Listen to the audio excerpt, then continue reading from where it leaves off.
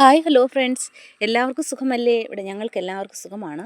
ഇന്ന് നമ്മൾക്ക് റെസ്റ്റോറൻറ്റ് സ്റ്റൈലിൽ ഒരു ചിക്കൻ ഫ്രൈ ചെയ്താൽ കൂടുതൽ എണ്ണകളൊന്നുമില്ലാതെ കുറച്ച് എണ്ണയിൽ എങ്ങനെ നമ്മൾക്ക് ചിക്കൻ ഫ്രൈ ചെയ്തെടുക്കാമെന്ന് നോക്കാം. അതിനായിട്ട് മഞ്ഞളിട്ട് ഉപ്പിട്ട് നല്ല വാഷ് ചെയ്തെടുത്ത ചിക്കനുകൾ നമ്മളൊരു പാത്രത്തിലേക്ക് മാറ്റുന്നു. വേണമെങ്കിൽ നമുക്ക് കുക്കറിൽ വെക്കാം, ഇല്ലെങ്കിൽ സാധാരണയായിട്ട് വേവിച്ചാലും മതി. എന്നിട്ട് അതിലേക്ക് ഒരു സ്പൂൺ മുളക് പൊടി, ഒരു സ്പൂൺ ഉപ്പ് ഇട്ട് കുറച്ച് വെള്ളം, വേവിക്കാൻ വേണ്ടി മാത്രം കുറച്ച് വെള്ളം ഒഴിച്ചാൽ മതി. ചിക്കനിൽ വെള്ളം ഉണ്ടാകുമെങ്കിലും കുറച്ച് വെള്ളം കൂടി ഒഴിച്ച് ഞാൻ വേണ്ടുന്നവരൊഴിച്ചാൽ മതി. എന്നിട്ട് നമ്മൾ തീയിലേക്ക് വെച്ചിട്ട് വേവിക്കാൻ വെക്കുന്നു. കണ്ടില്ലേ? ഇപ്പം ചിക്കനൊക്കെ വെന്തിട്ടുണ്ട്, പക്ഷേ കുറച്ചുകൂടെ വെള്ളമുണ്ട് അതിനകത്ത്. അപ്പം ഞാൻ കുറച്ച് നേരം കൂടി വെച്ചിട്ട് ആ വെള്ളം മൊത്തം പറ്റിപ്പോകുന്നവരെ വെച്ചു. വെള്ളമൊക്കെ പറ്റിപ്പോയിട്ടുണ്ട്. അതിന് ശേഷം ഒരു കടായി അടപ്പി വെച്ചിട്ട് നമ്മൾ കടുവൊക്കെ വറുക്കുന്ന രീതിയിൽ കുറച്ച് ഒരു 2 ടേബിൾ സ്പൂൺ എണ്ണ ഒഴിച്ചിട്ട് അതിലേക്ക് കടുകിട്ടു. അതുപോലെ ഫസ്റ്റ് തന്നെ കുറച്ച് വെളുത്തുള്ളി കൂടി ഇട്ടു.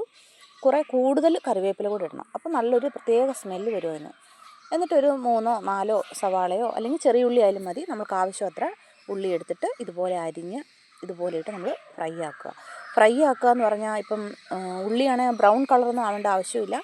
കുറച്ചൊരു സ്മൂത്തായിട്ട് വന്നാൽ മതി. അതുവരെ നമ്മൾക്ക് ഇതുപോലെ ഇട്ട് ഫ്രൈ ചെയ്യാം. എന്നിട്ട് അതിനകത്തേക്ക് കുറച്ച് മഞ്ഞൾപ്പൊടിയും, 1 സ്പൂൺ മഞ്ഞൾപ്പൊടി, അതുപോലെ 2 സ്പൂൺ മുളക് പൊടി, 4 സ്പൂൺ മല്ലിപ്പൊടി. അപ്പം മല്ലിപ്പൊടി കൂടുതലായിട്ടുണ്ടായാൽ ചിക്കനൊക്കെ നല്ലൊരു സ്മെല്ലായിട്ട് നല്ല രുചിയായിട്ടുണ്ടാവും. എന്നിട്ട് അതിനകത്തേക്ക് ഒരു 5 രൂപയുടെ പാക്കറ്റ് ചിക്കൻ മസാല കൂടി ഇട്ടു. എന്നിട്ടെല്ലാം കൂടെ നമ്മൾ പൊടികളുടെയൊക്കെ പച്ചമണം പോകുന്നവരെ നല്ലതായിട്ടൊന്ന് ഇളക്കി കൊടുക്കുക. ഇളക്കിയിട്ട് നമ്മളിതുപോലെ ചെറിയ തീയിൽ വെച്ചിട്ട് ഒരു 2-3 പ്രാവശ്യം ഞാൻ അടപ്പ് വെച്ച് അടച്ചിട്ട് ഇങ്ങനെ ഇളക്കി കൊടുത്തിട്ടേ ഇരുന്നു, അടി പിടിക്കാതെ.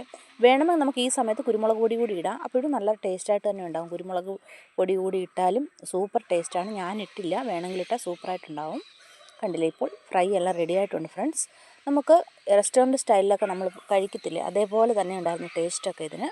അപ്പോൾ അലങ്കാരത്തിനായിട്ട് കുറച്ച് ഉള്ളിയും നാരങ്ങയും തക്കാളിയൊക്കെ ഇട്ടു. എന്നിട്ട് നാരങ്ങ അതിനകത്തേക്ക് ഇങ്ങനെ പിഴിഞ്ഞൊഴിച്ചിട്ട് നമ്മൾ ഉള്ളിയും തക്കാളിയൊക്കെ എടുത്ത് ഇങ്ങനെ കഴിക്കാൻ സൂപ്പർ ടേസ്റ്റായിട്ടുണ്ടാവും.